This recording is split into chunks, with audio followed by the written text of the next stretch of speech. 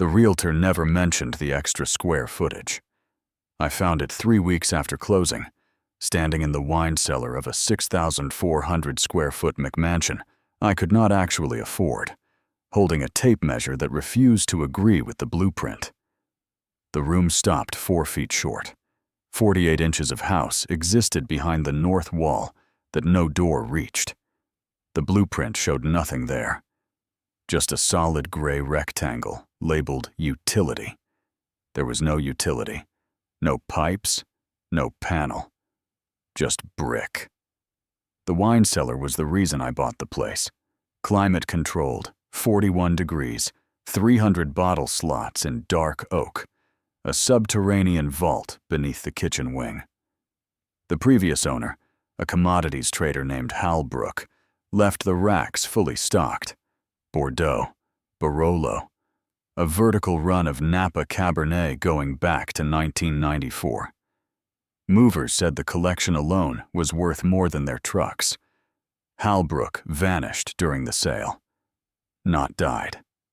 Vanished.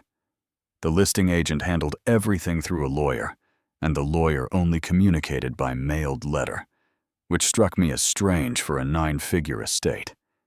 I ignored strange. I wanted the cellar.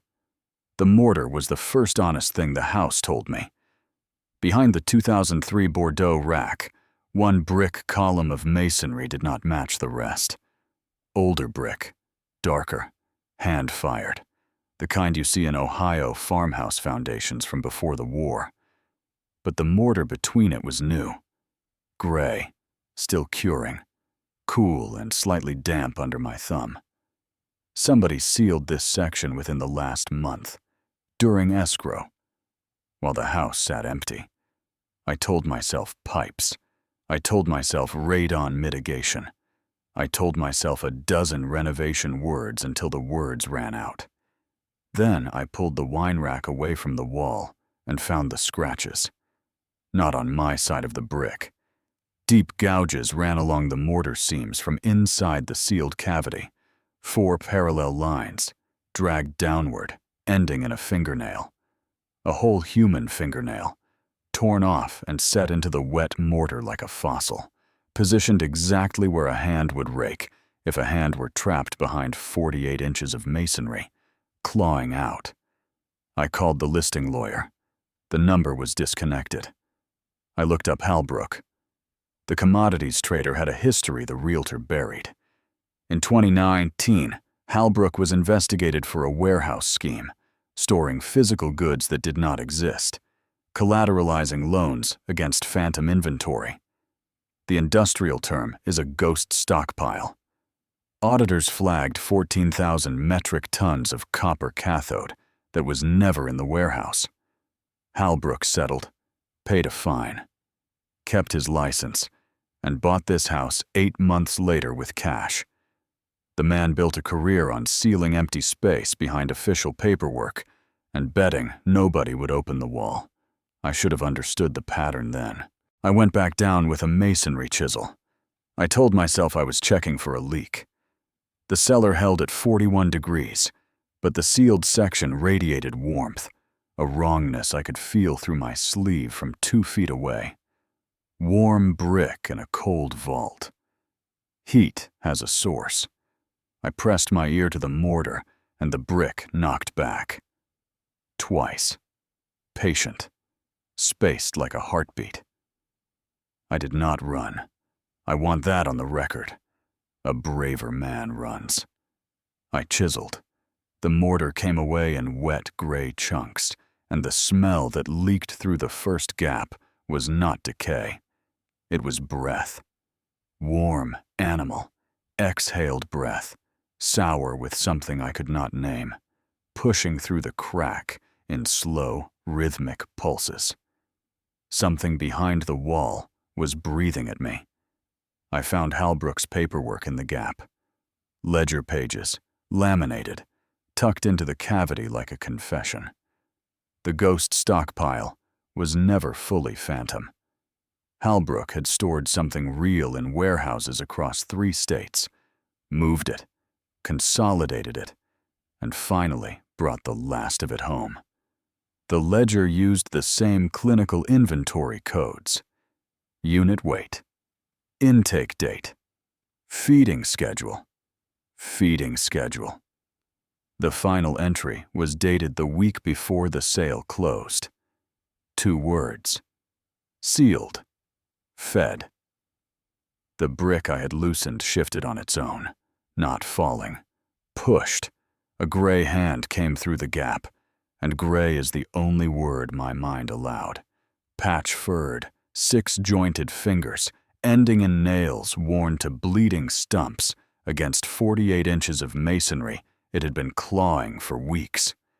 The hand did not grab.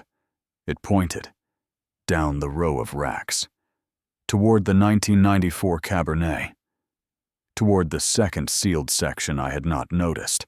Older mortar, fully cured, silent. Halbrook had not built one cell. He had built a row.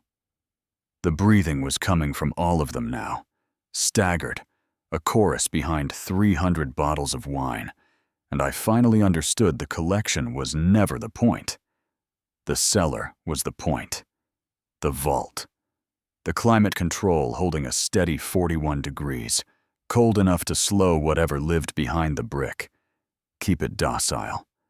Keep it fed. Keep it from screaming loud enough for the neighbors in the next McMansion to hear. Halbrook had not vanished. Halbrook had run. He left the wine as an apology to whoever bought the house. He left the feeding schedule as a warning I was too greedy to read. The pointing hand withdrew. The knocking stopped. And in the silence, I heard the climate control unit above me click, strain, and die. The compressor failed. The temperature gauge began to climb. 42. 44. I understood, watching that number rise, exactly what the cold had been holding back. I did the only thing the ledger taught me. I did not open the walls. I sealed the one I had chiseled, mixing mortar by hand at 2 in the morning, packing it into the gap, while gray fingers pressed against the wet cement from the other side, testing, waiting for the cold to leave. I finished the wall. I burned the ledger. Then I called a foundation company and paid, in full, in cash, to fill the entire cellar with poured concrete, 300 bottles and all, a solid 40-ton plug from floor to kitchen joists. The contractor asked why. I told him water damage. He poured for 2 days. The last thing to disappear under the gray rising slurry was the neck of a single 1994 Cabernet, and as the concrete swallowed it, I felt the house go quiet, in a way it had not been since I moved in. I sold the property at a catastrophic loss to a developer who plans to demolish it. I did not tell him about the cellar. I did tell him one thing, in writing, notarized, the only honest paperwork in the house's entire history. Do not dig below the kitchen. The compressor was never cool